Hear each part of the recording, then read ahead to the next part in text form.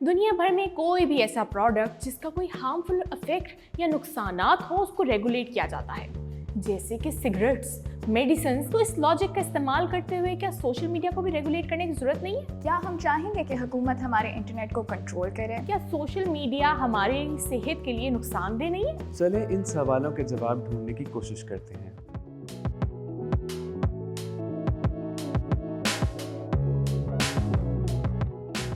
2017 में म्यांमार की security forces की जानिब से नस्लकुशी की कैंपेन की गई, जिसमें हज़ारों रोहिंग्या को टॉर्चर, रेप और डिस्प्लेस किया गया। एमनेस्टी इंटरनेशनल की सेक्रेटरी जनरल के मुताबिक फेसबुक पे रोहिंग्या के खिलाफ लिखे जाने वाले नफरत खेज अल्फाज इस टॉर्चर की बड़ी वजह बने।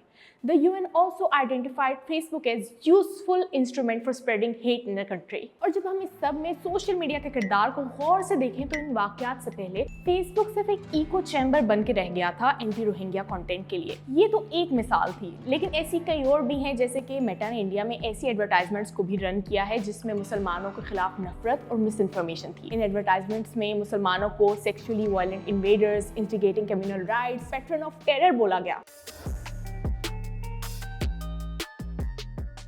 श्रीलंका का तो फेसबुक के खिलाफ ये भी दावा है कि वो अपने प्लेटफॉर्म पर नफरत अंगेज कंटेंट रोकने में नाकाम हो चुके हैं। चलिए, ये तो हो गई बात सोशल मीडिया के लार्ज स्केल लेवल पर नुकसान की, मगर ये साथ साथ पर्सनल लेवल पर भी हार्मफुल है। जैसे कि न्यूयॉर्क के पब्लिक स्कूल्स और हॉस्पिटल्स ने सोशल मीडिया प्लेटफॉर्म्स के खिलाफ एक लॉ सूट दर्ज करवाया है, जिसमें उन्होंने ये क्लेम किया है कि ये सोशल मीडिया प्लेटफॉर्म्स एडिक्टिव और डेंजरस हैं, जिसकी वजह से उनके बच्चों में मेंटल हेल्थ इश्यूज इमर्ज हो रहे हैं। और ये बात तो ऑब्वियस है कि सोशल मीडिया से यूथ को अनरियलिस्टिक एक्सपेक्टेशंस मिलती हैं और अक्सर लड़कियां सोशल मीडिया पर सेट ब्यूटी स्टैंडर्ड्स को लेकर मेंटल हेल्थ क्राइसिस का शिकार होती हैं। और पाकिस्तान में बढ़ती हुई इंतहा पसंदी, सेक्टेरियन हेट्रेड, मॉब वायलेंस और फॉल्स एक्यूजेशंस भी सोशल मीडिया से लिंक मिलती हैं। जैसे कि किसी भी वाक़े के बाद उसकी वीडियोस सोशल मीडिया पर इजीली अवेलेबल होती हैं और उन वीडियोस के नीचे कमेंट्स मॉडरेटेड बिल्कुल नहीं होते और नफरत का मौजूद सर्कल बढ़ता जाता है। और अगर आपने रीसेंट जड़ावाला राइट्स को फॉलो किया हो तो शायद यह बात आपको मालूम हो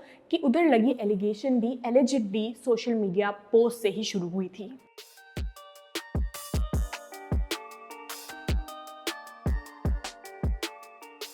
आप शायद सोच रहे होंगे कि इसमें सोशल मीडिया कंपनीज का क्या कसूर है। ये तो लोग हैं जो इसका गलत इस्तेमाल कर रहे हैं। तो let us point out their mistakes now. Facebook को सबसे ज़्यादा फ़ायदा कब होता है? जब उनके प्लेटफॉर्म पर यूज़र्स ज़्यादा देर तक रहें, चाहे वो पॉजिटिव हो या नेगेटिव। तो जो कंटेंट नफरत, वायलेंस और डिस्क्रिमिनेशन फैलाता हो वही सबसे ज़्यादा इंगेजमेंट हासिल करता है। जिस पोस्ट में लोग लड़ रहे होंगे उस पोस्ट को एल्गोरिदम ज़्यादा लोगों तक पहुंचाता है। अगर हम म्यांमार के फसादात को ही एग्जाम्पल के तौर पर देखें तो मेटा की अपनी ही 2016 की रिसर्च इस बात को मानती है कि उनका एल्गोरिदम बायस रियल लाइफ में एक्सट्रीमिज्म की वजह बन रहा था। और तो और उनके अपने एम्प्लॉयज़ ने भी इस बात को पब्लिकली एक्सेप्ट किया कि Meta spreads hate speech and promotes violence. No one actually gets to see how Facebook is functioning. If your kid uses social media for more than 3 hours a day, they're at double or triple the risk of getting depression or anxiety. Social media ने journalism को नुकसान पहुंचाया है। पहले add से journalism का फ़ायदा होता था, यानी कि चैनल्स और अखबारात को कमर्शियल्स या एडवर्टीजमेंट बेचे जाते थे जिनसे वो अपने जर्नलिस्ट की सैलरीज देते थे। मगर ये फ़ायदा अब गूगल, मेटा और एक्स को होता है और जर्नलिस्ट के लिए सर्वाइवल स्पेस कम होती जा रही है। और अब एक जर्नलिस्ट को अपनी रोज़ी के लिए इन्हीं प्लेटफॉर्म्स पर रिलाई करना पड़ता है।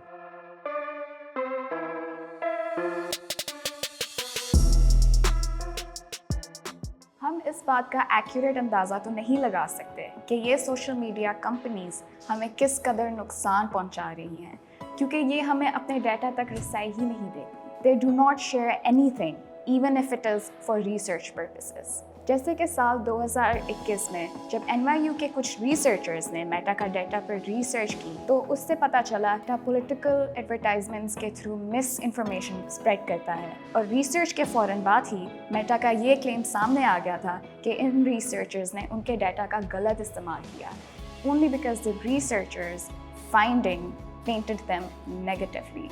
اس بات سے یہ اندازہ لگایا جا سکتا ہے کہ یہ کمپنیز ہمارے ڈیٹا کو ایکسپلوئٹ بند دروازوں میں کرتی ہیں. اگر وہ ایسا کچھ نہ کر رہے ہوتے تو وہ ریسرچرز کے ساتھ اپنی کمپنیز کا ڈیٹا شیئر کرنے سے کیوں خبر آتے؟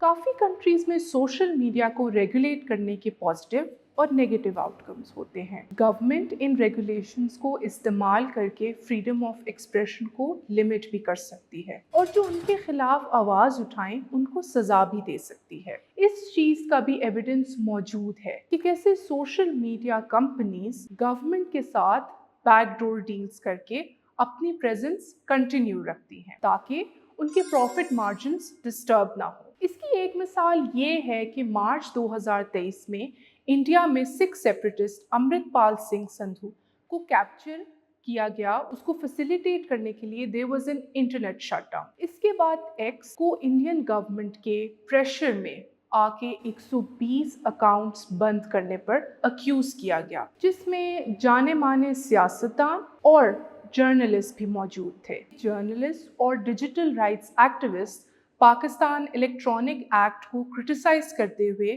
یہ کہتے ہیں کہ اس طرح گورنمنٹ پریس کی فریڈم ریسٹرکٹ کر رہی ہے. گورنمنٹ کے پاس پاور ہے پالیسیز بنانے کی, سوشل میڈیا کو کنٹرول کرنے کی, لوگوں کو ان کی رائے کی وجہ سے اریسٹ کرنے کی.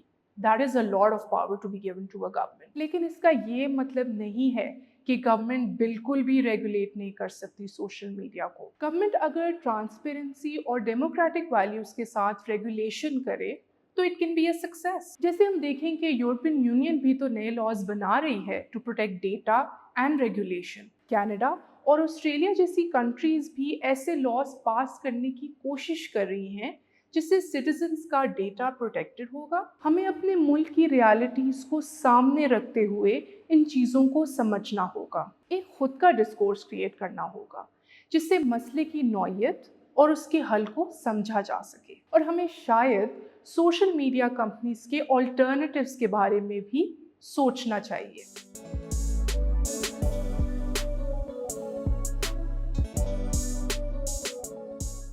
The current state of social media is not ideal. اور ضروری نہیں ہے کہ ہم باقی مسئلوں کی طرح اسی مسئلے میں بھی الجھے ہی رہیں. دنیا بھر میں لوگ کوشش کر رہے ہیں بہتر پلیٹ فارمز بنانے کے لیے, تو لازمی نہیں ہے کہ ہم بھی دوسروں کے بنائے ہوئے پلیٹ فارمز پر ہی ریلائی کریں اور انہی کے رولز کو فالو کریں.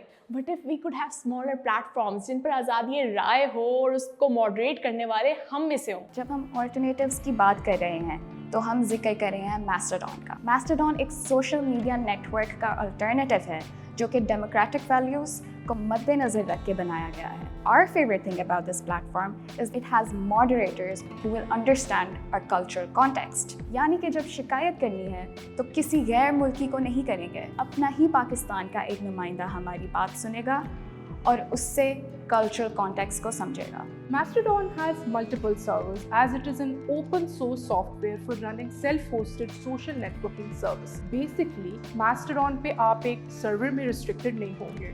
اگر آپ کو ایک سرور کی پالیسیز پسند نہیں آ رہی ہیں تو آپ کسی ایسے سرور کو جوائن کر سکتے ہیں جو آپ کے مطابق ہو. And people can still interact with each other without leaving your own preferred server. یعنی ایسا سمجھیں کہ آپ فیس بک استعمال کر رہے ہیں اور آپ ادھر سے ہی ایکس پر موجود کسی شخص سے بات کر رہے ہیں. Sounds too good to be true, right? Mastodon per he Pakistani users کے لیے بھی ایک سرور موجود ہے, Paktodon. تو join it, you can open the link in the description below. اگر آپ کسی اور الٹرنیٹیو پلیٹ فارم کے بارے میں جانتے ہیں تو ہمیں ضرور بتائیں, کیونکہ ہم تو ان پلیٹ فارم کو یہ سمجھا کے تھک گئے ہیں کہ کیوں ہم جب پاکستان میں وومن امپاورمنٹ کی بات کرتے ہیں تو ہمیں ہیٹ اسپیچ کا سامنا کرنا پڑتا ہے. As we continue to make social media safer and inclusive, make sure you follow us everywhere.